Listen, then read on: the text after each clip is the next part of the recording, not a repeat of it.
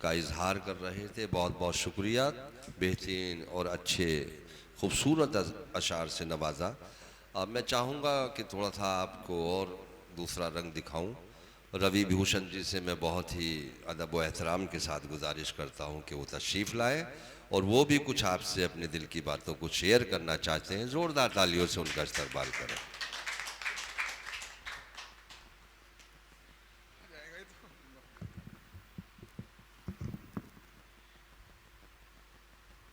आज के इस ग्राम असोड़ा में हो रहे मुशायरे के सदर साहब हमारे बड़े भाई हाफिज जी अरशद जी, दूसरे हमारे बड़े भाई नंबरदार अब्दुल्ला जी, मंच पर उपस्थित इस हिंदुस्तान के बेहतरीन शायर, इस मंच का बखूबी संचालन कर रहे, मैं तो ऐसे बड़े भाई हैं, मैं तो इनके लिए इस शायरी की दुनिया में, कवियों की दुनिया में एक बच्चा हूं। मेरे सरपरस्त और मेरे इस गांव असोड़े का देश दुनिया में नाम रोशन कर रहे मेरे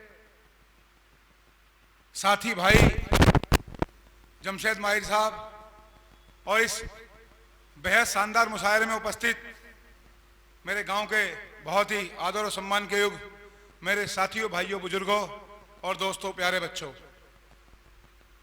मैं तहे दिल से जमशेद भाई को और ये जो टीम यहाँ हिंदुस्तान के अजीमोशान शायर, मशहूर शायर यहाँ बैठे हैं, उनका हृदय से अपने गांव असोड़े की भूमि पर इस्तकबाल करता हूँ, धन्यवाद करता हूँ, साधुवाद करता हूँ। और ये जो बेहतरीन कार्यक्रम, जमशेद भाई की सोच को भी सलाम, इन लोगों की सोच को भी सलाम कि आज ये कार्यक्रम जो ये मुशायरा हो रहा है, हमारे बड़े भाई रहे होंगे उम्र में, जैसा फोटो देख रहा हूँ, हमारे बड़े भाई रहे होंगे स्वर्गीय श्री ओम शर्मा जी की, और यही भारत के सच्ची तस्वीर है कि अगर दर्द रवि भूषण के हो रहा है तो उसकी पट्टी जमशेद भाई कर दें या इकबाल भाई कर दें या सलीम साहब कर दें।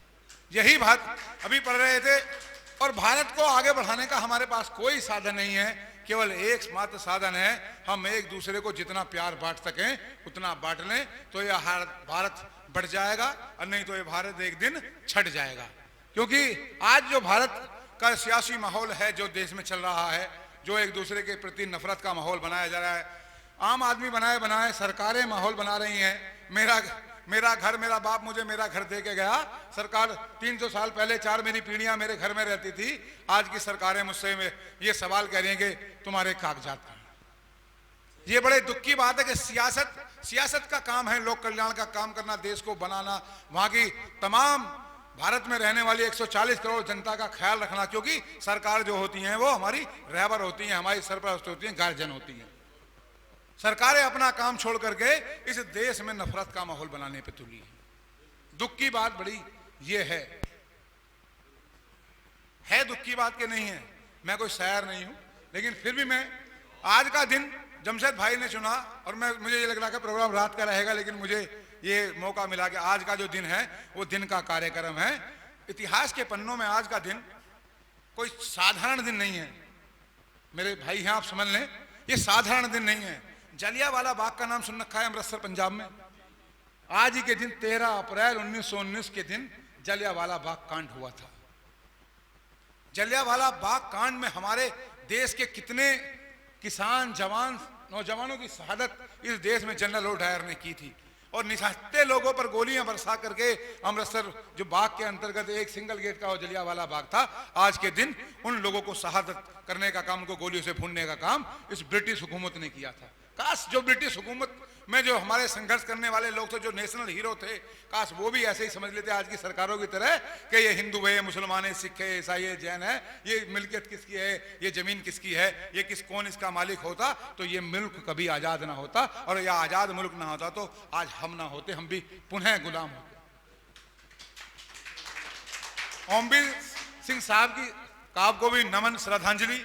और आज जलियांवाला बाग कांड में शहीद हुए हमारी माताएं, बहनें, बुजुर्ग, बच्चे, उनको भी मेरी तरफ से श्रद्धांजलि है।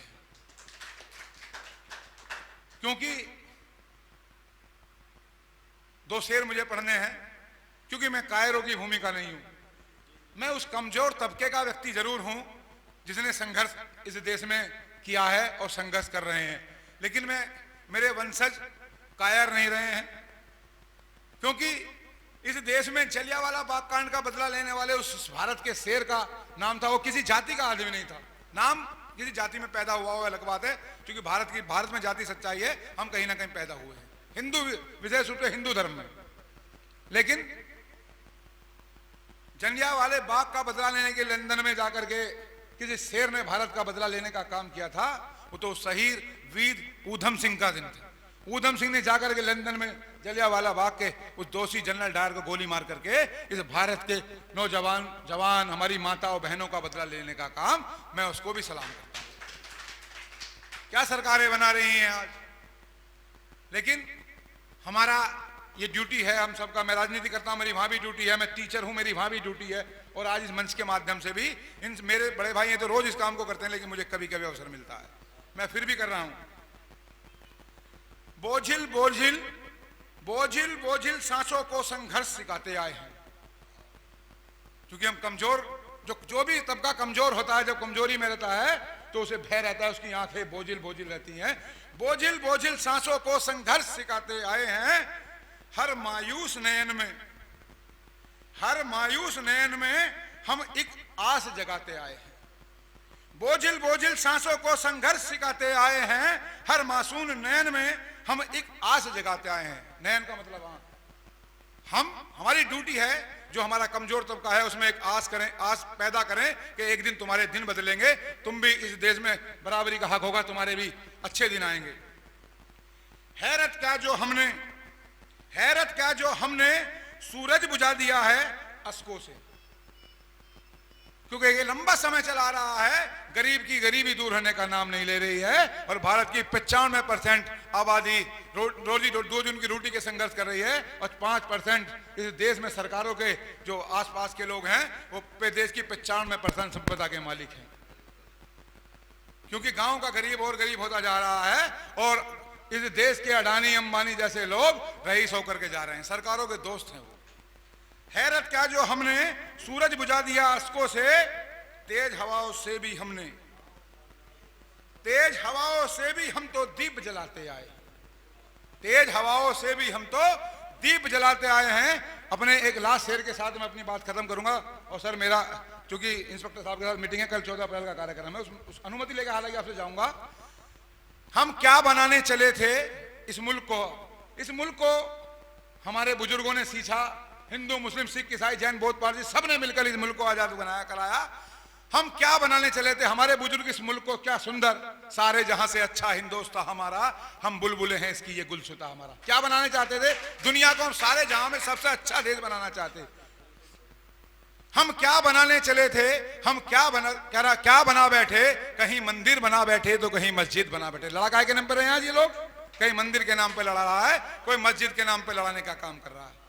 हम क्या बनाने चले थे, हम क्या बना बैठे, कहीं मंदिर बना बैठे तो कहीं मस्जिद बना बैठे। हमसे अच्छे तो हैं वो आकाश के पंछी, कभी मंदिर पे जा बैठे कभी मस्जिद पे जा बैठे। बहुत बहुत आभार, बहुत बहुत धन्यवाद।